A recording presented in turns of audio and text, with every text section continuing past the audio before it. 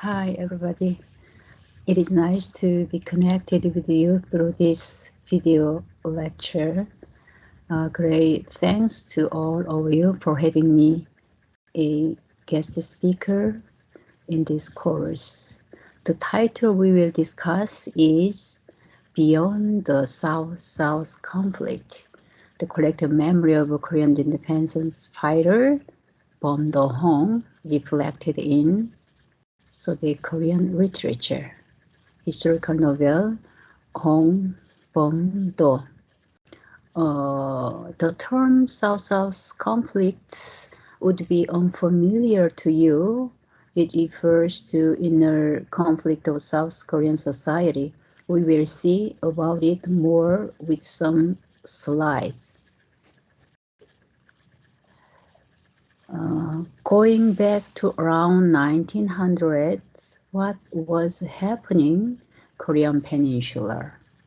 There was the last dynasty, Joseon, in Korean Peninsula. At that time, the fate of this dynasty was nearing an end. This was due to internal instability of Korea and aggression from the outside. As you see, the Korean Peninsula was surrounded by great powers which were interested in Korean Peninsula and Far East region. There is Russia, China, Japan, and even Germany, France, and Spain there. Finally, Japan exclusively occupied the Korean Peninsula. That is why Korean Peninsula had been colonized for 30 years until the end of Second World War, 1945. However, against the Japanese occupation in Korea, there were about hundreds fighting groups.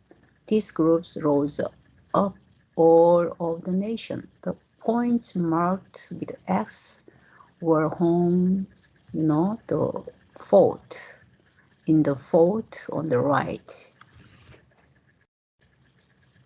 The main basis of Korean independence troops, since Korea was under Japan, Korean independence troops had to retreat to the border area, Manchuria and near Russian territory, where the Japanese attack was not really intensive. Hong was the most outstanding fighter and leader among any other leaders.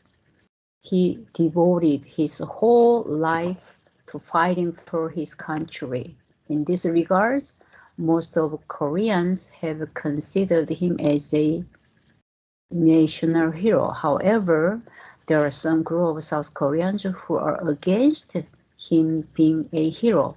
By them, Hong was rivaled as a communist and communist collaborator. This matter with doubts about his ideological journey became one of the issues in a framework of South-South conflict. This kind of history war. Why did I bring this title? There is some importance to investigate this novel. I believe that exploring this novel somewhat can elevate this historical war in South Korea. Much of the history of Hong has remained uncovered. This historical novel tells a lot about Hong because it was written based on Hong's diary written by Hong himself and recollection of veterans who fought with Hong. So through this novel, we will see the detailed context of his ideological journey. We will see how he grew up and how his worldview was formed. This was the start of his ideological journey. We will focus more on why all independence army units, including Hong's unit, moved to Russia, and why they had to suffer a catastrophe in Russian territory, because this incident left many doubts in Hong's history. Another importance of this study is, I know this class runs under the Eurasian project.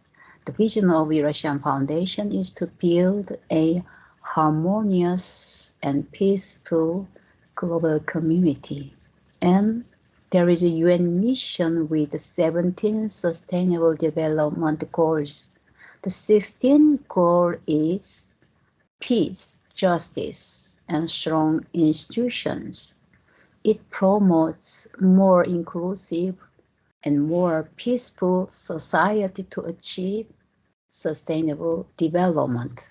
I assume that this vision and philosophy would ultimately meet the values pursued by Hong and Korean independence fighters.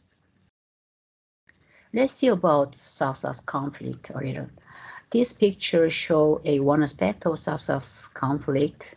In South Korea, broadly there are two opposing political social groups. There are conservatives and progressives whose ideological orientation are confrontational. You see in these pictures, thousands of protesters of progressives are calling for impeachment of previous woman President Park in 2016. In contrast, conservative protesters are opposing her impeachment. Previous President Moon Jae-in was extremely pro-North Korea. In response, conservative protesters are calling for him to resign in the picture on the bottom. Let's see the historical background of South-South conflict. Korea got independence in 1945. Then 5 years after that, Korean War occurred by North Koreans' attack in 1950. At this time, the world entered the Cold War system. From the Korean War, the Korea was divided into the two, South Korea, North Korea. This war ended in 1953, but it was a temporary step of war under the international agreement. It is called Armistice Agreement. So the two Koreas are still, under military confrontation each other. There is a strong competition of ideology and regime between the two. There are many issues as controversies in South-South conflicts. Generally, the progressives are pro-North Korea and they are oriented toward nationalism. For example, for the issue of North Korea nuclear armament, conservatives strongly oppose this, while progressives rarely speak out against it. And while progressives are also silent on the issue of human rights violation by North Korean regime, conservatives in South Korea strongly condemn it. Let's move on. The Hong's story. This is Hong's statue and gravestone located in Kazakhstan, Kizilorda. Actually, arena of his struggling was in the border of Korean Peninsula. But why? He died in Kazakhstan. After the independence army was disbanded in Russia in 1922, he was no longer a fighter. He was just one of the Soviet people. Then in 1937, under the Stalin regime, there was a compulsory deportations for all Koreans in maritime to Central Asia. Since then, he spent the rest of his life in Kizilorda, Kazakhstan. This sparked graveyard of home symbolizes for Soviet Koreans the revival of ethnic pride for the Soviet Koreans who were oppressed by the Stalin regime. This is an event of repatriation of Hong's remains to South Korea. In South Korea, several previous regimes had tried to repatriate his remains in Kazakhstan to Korea.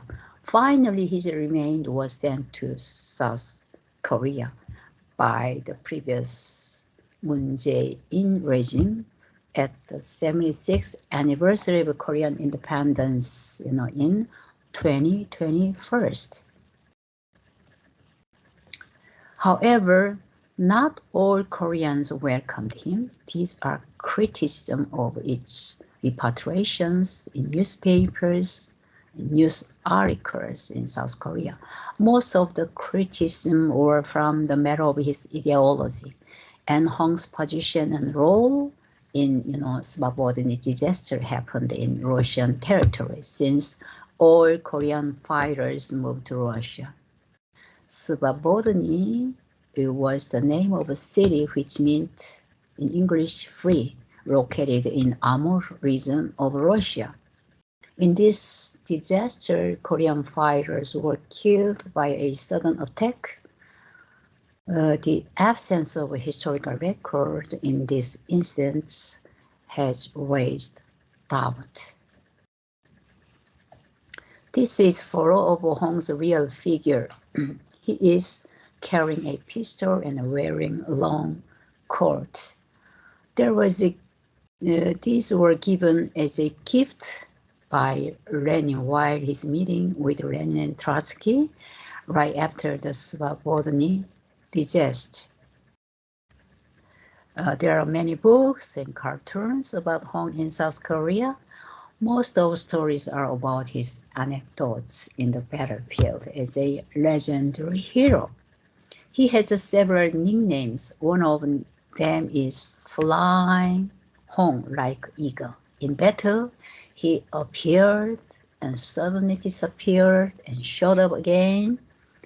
Means he is very fast and he had his own unique tactics in battles. Anyway, most of the stories are almost full of fiction. But this novel we will look at is based on the experiences and memories of the direct participants in the battle. Without the passion and approach of the writer Kim Se-il, Soviet Korean writer, this novel would not have come out.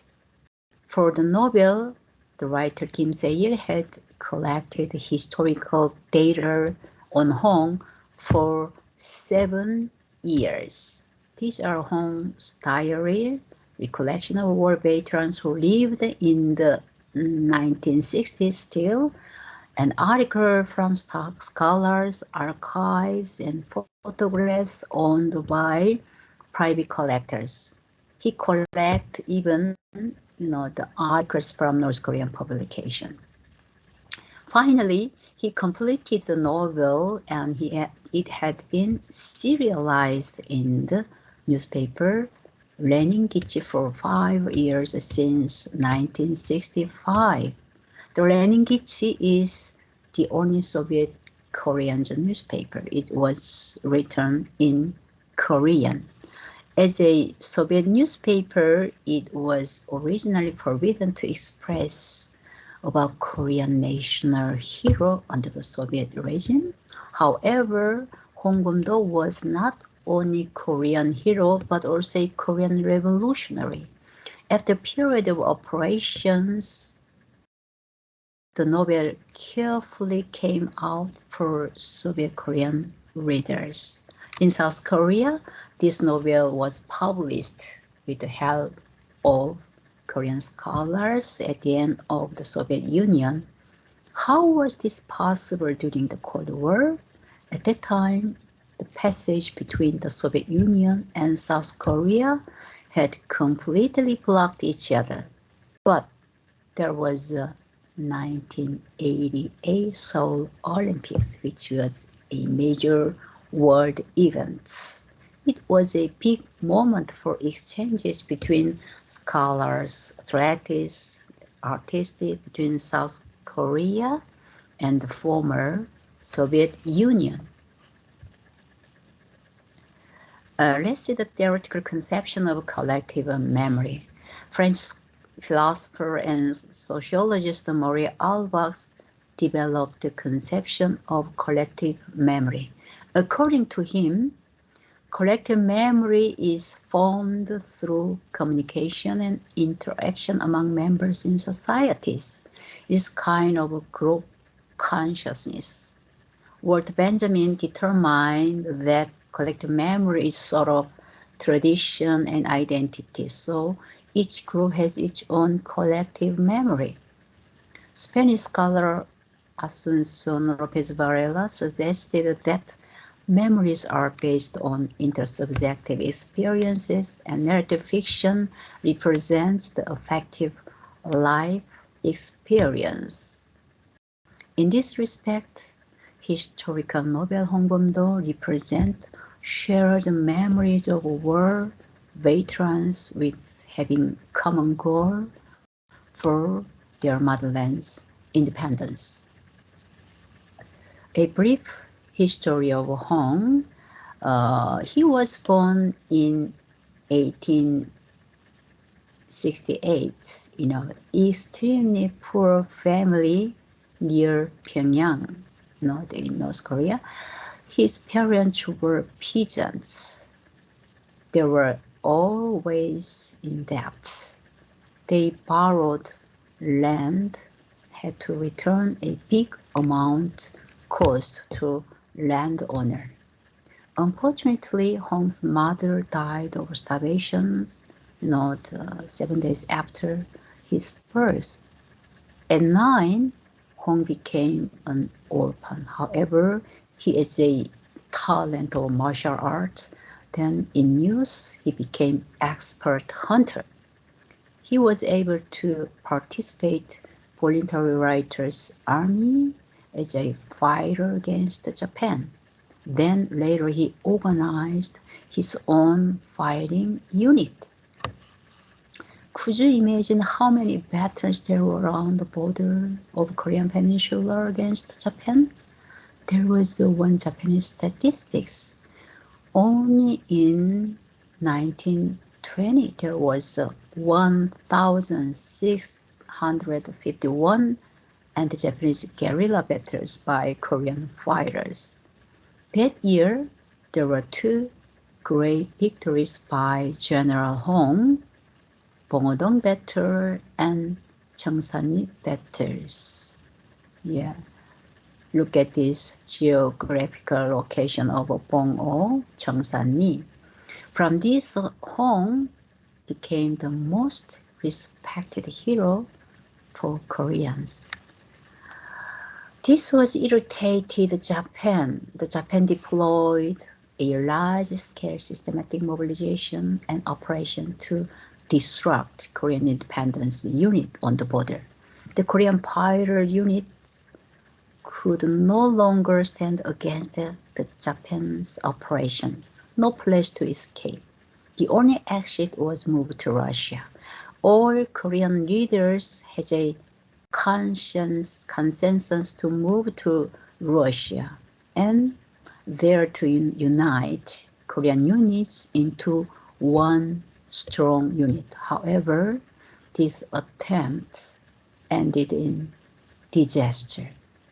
A year after this incident, unfortunately, the Korean independence unit in Russia were disbanded in 1922. Then Hong and his comrades remained in Russia and became just ordinary Soviet people, because for them no place not to live. They lost their country.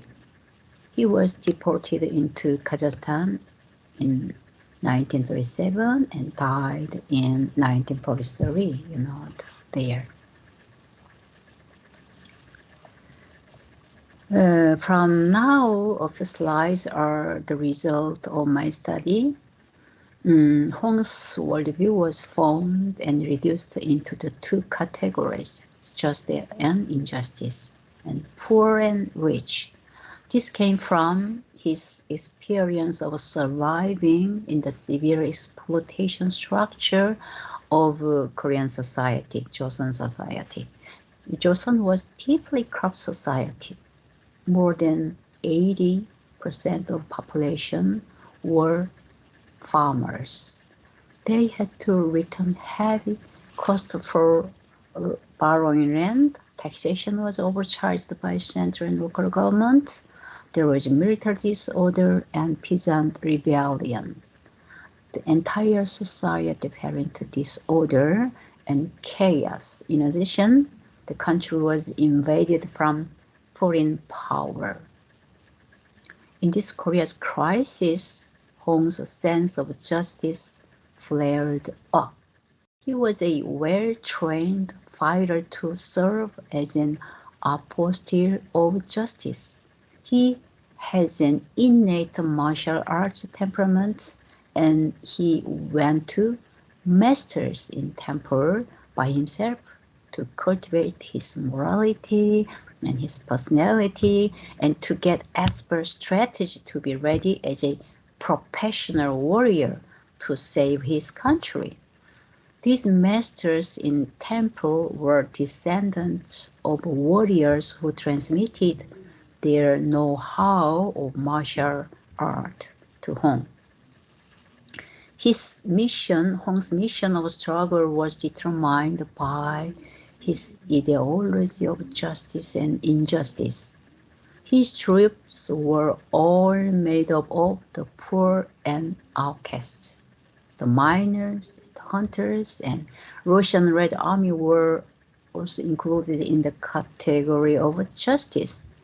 The Japanese invaders, the corrupt Korean privileged class, and Russian White Army belonged to the category of injustice. Generally, the Korean fighters were struggling in very vulnerable conditions. No fund from government. All units were organized by voluntary fighters. They used outdated weapons, always suffer from a short supply of weapons and bullets. So it was difficult to fight against Japanese force, which was a kind of well-organized and systematic, powerful military. Japanese forces always outnumbered Korean troops in battle. However, Hong used his unique tactics that was able to overcome his weakness. He attracted the Japanese military to a rough, mountainous terrain and deployed on ambush operations. 70% of Korean land is mountains. The border region is full of rugged mountains. You see these pictures? He used this geographical feature. His fighters were well trained by Hong and their shooting accuracy was very high. They are all voluntary patriotic soldiers. Sometimes Hong conducted joint operations with other Korean units to win the war. They developed on the material support by the Korean villagers. Lego weapon was filled with loot captured in the battles, but it was not enough always. Hong had to conduct some kind of active fundraising project. Under this project, sometimes Hong's people took money forcefully from the corrupt Koreans and pro-Japanese Koreans who hindered their independence struggle. This violence was justified in the name of justice.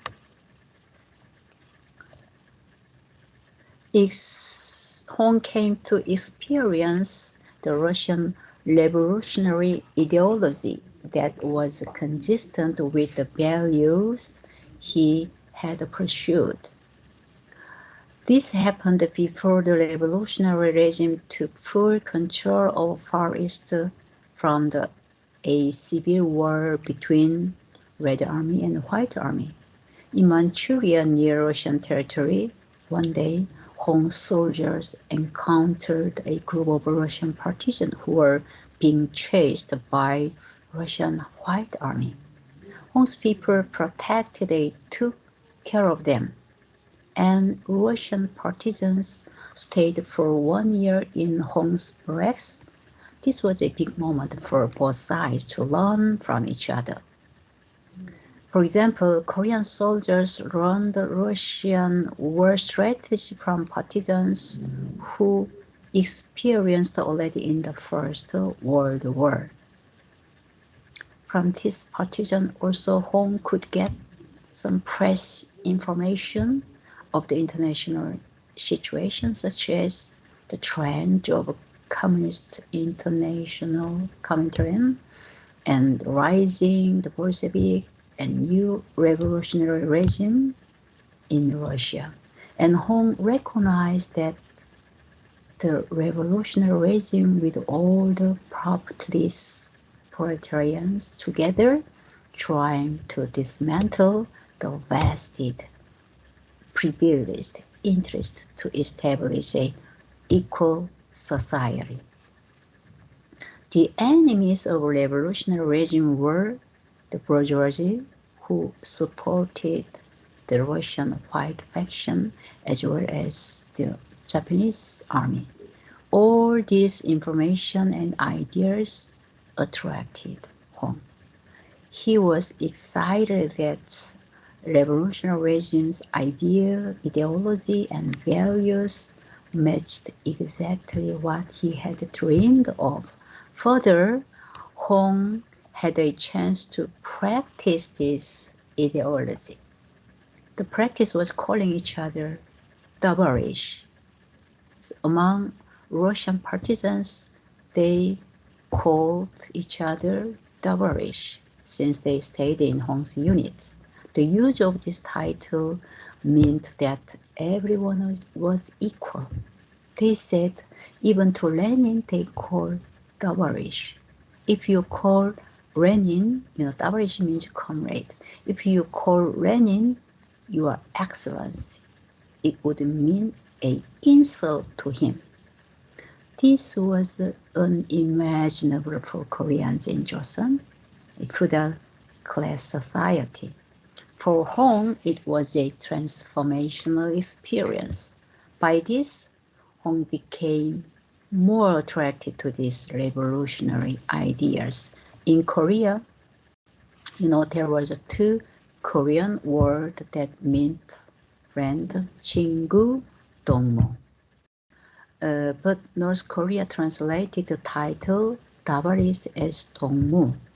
So, 동무 is nothing more than a communist ideological title in South Korea. If you say 동무 in South Korea, South Korean will be scared and you will be considered, North Korean spy. But at that time, using Tavares in Hong's unit was so impressive for Hong. Another transformation experience from Revolutionary Army was the use of Maxim gun. You see, this was at the time the most advanced, modernized Russian weapon known as the world's first automatic gun. One Maxim gun was given to Hong's units as a token of appreciation by Russian commander. It was an appreciation that Hong saved the Russian partisans. For Korean fighters to see and use this gun was so exciting. The gun became a hot topic for all Korean troops on the border. In Hong's unit, Maxim gun itself became fifth company. In the circumstances that sometimes the Korean soldier had to fight without weapons, Having the gun was so precious for them. It really worked in the battle. Machine gun was used in Cheongsanli battle in 1920. With this gun, Hong won a great victory in that battle. This photo was taken of Korean writer soldiers in 1907 by a British journalist. It shows that Korean soldiers are holding all the gun. Another big moment for Korean fighter on the border was a March 1st independence movement in Korea. Korea was forcefully annexed by Japan in 1910. On March 1st, 1919, a nationwide resistance movement broke out. This resistance movement was suppressed by Japanese military. There were many university students in Seoul who participated in that resistance. However, the resistant people were crushed by Japan. This movement affected the Russian revolutionary regime. Right after this resistance, there was a Lenin's proposal to the Korean independence fighters. With rising fever of national resistance and great victories by Korean fighters on the border, Lenin gave a big amount of funds to one of the representatives in Korean provisional government in Shanghai. His name was Lee Dong-hee. And Lenin encouraged the Korean fighters, saying that Korean revolutionaries join hands with the Red Army and together defeat the Japanese and White Army. Let's rise up to fight. We will help the Korean fighters in maritimes. This proposal attracted the Korean troops because they were in trouble with extreme vulnerable conditions. There were Japan's massive elimination operations against Koreans on the border. Soldiers were scattered and many Korean villages were raided and killed.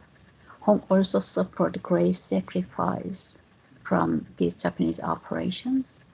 The unit ran out of weapons and money. There was no way to escape. Sorry. After Lenin's proposal, the mood together in the Presidency of Russia for great integration grew stronger among independence fighters as they could no longer hold out in the border area. All Korean troops moved to Free City. Hong's unit arrived at Free City first. Many of units arrived and some units were coming. The problematic gathering here was that Korean units in Russian territory should be under the Russian Revolutionary Army. The gathering of the Presidency for Great Unification was not successful and ended in disaster. How can it happen? According to memorial account of Nobel, there were three major causes. Firstly, there was struggle for leadership between the two factions of Korean leaders, Irkutsk factions and Shanghai factions. The Korean leaders of the Irkutsk faction, which had been integrated into Russian Revolutionary Army already, tried to control the Korean fighters of Shanghai faction. Secondly, commanders of Revolutionary Army ordered disarmament for all independence fighters in Free City. Hong's troops obeyed this order. However, the Shanghai faction leaders refused this order. Thirdly, there was a surprise attack by Russian commanders cavalry unit to the Koreans who were against the orders. The cavalry unit is mounted troop on horseback. In this disaster, there are several inconsistent accounts of number of victims. According to veterans' memories in the novel, there were 100 Korean fighters killed and 1,000 prisoners captured were sent to the labor camp. Most of Korean prisoners who were sent to the labor camp were liberated lately. Before this exemption for prisoners, there was a Hong's meeting with Lenin. He explained what happened in Free City in detail to Lenin from a neutral standpoint. Hong indicated the problems of leadership of Revolutionary Army and both sides of Korean leaders. In particular, Hong pointed out that the revolutionary, commander's order to disarm the Korean independence fighter was wrong. Also, there were several petitions of Korean prisoners to Lenin. Hong was invited as a judge to the Soviet trial for those prisoners. These petitions and clarifications might have affected the trial. Most of them were exempted from punishment. Later, the Russian commander who ordered disarmament, was dismissed by the Lenin regime. The follow-up of this case was concluded in Russia. However, in Korea, it remained as the most dishonorable happening in the history of the Korean independence movement. And misfortunes continued for Korean fighters and Hong. Korean units, including Hong's unit in Russia, were incorporated into the Russian Revolutionary Army. However, Hong was deprived of his command by the Russian command.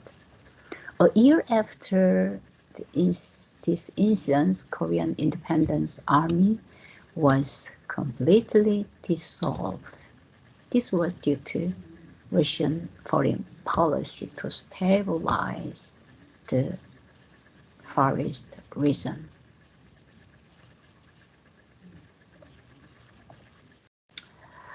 It is necessary to pay attention to memorial accounts of Hong's role and position in the incident because criticism on Hong has been much focused on these incidents. On the criticism that Hong say communist, according to the description of Nobel, he was fascinated by revolutionary ideology, of course. However, the Nobel showed that the reason he went to the Russian Revolutionary Army was to realize his goal of national independence. There is an evidence for this. Look at this.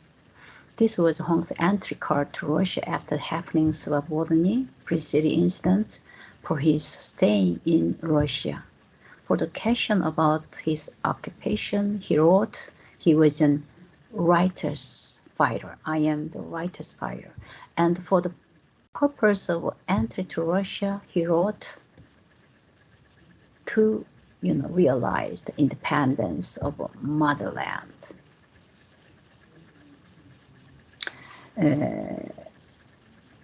For the question of Hong's attacks on Koreans, Hong did not intervene in the instance. Rather, he persuaded the Russian commander to withdraw the order of disarmament for Korean fighters, for prisoners.